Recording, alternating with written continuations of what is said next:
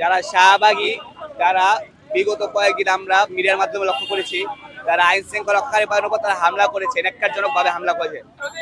আইন শৃঙ্খলা রক্ষাকারী বাহিনী রোজা রেখেও সে তার হামলার শিকার। এই শাহবাগীরা কি করে এই নতুন বাংলায়, নতুন স্বাধীন বাংলায় তারা কিভাবে আক্রমণ করে একটা আইন শৃঙ্খলা রক্ষাকারী বাহিনীর উপর?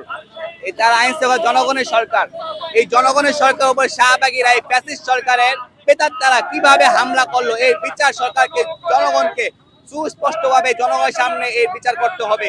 এই শাহবাগীদের বিচার ছাড়া আমরা যাব না।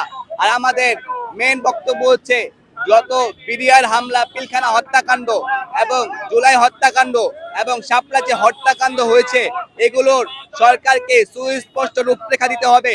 বিচারের মাধ্যমে যারা এই আসামি, যারা এর মূল হোতা, তাদেরকে শনাক্ত করে তাদেরকে বিচারের কাঠগড়ায় দাঁড় করাতে হবে। না হলে আমরা রাজপথ ছাড়বো না। আমরা আমাদের রাজপথে সব সময় কর্মসূচি আমাদের অব্যাহত থাকবে। তাদের বিচার না হওয়া পর্যন্ত আমরা এখান থেকে লড়বো না। আর এই লাকি যে ফ্যাসিস্ট সরকারের যে ইন্ডিয়ার বাস্তবায়ন করতে যাচ্ছে, যে চাচ্ছে যে ইন্ডিয়ার হাতে আবার এই দেশ চলে যাক, তাকে আমরা সাবধান করে দিই থেকে। তাকে সে যদি আবার এরকম কোনো প্রোপাগান্ডা চালায়, তাহলে আমরা আর বসে থাকবো না ঘরের মধ্যে। আমরা আমাদের সর্বোচ্চ দিয়ে তাদের যে প্রোপাগান্ডাকে রুখিয়ে দিব ইনশাআল্লাহ। আমাদের দাবি হচ্ছে মূলত দাবি কয় দফায় সেটা এখনো জানানো হয়নি কেন্দ্রীয় কমিটি থেকে।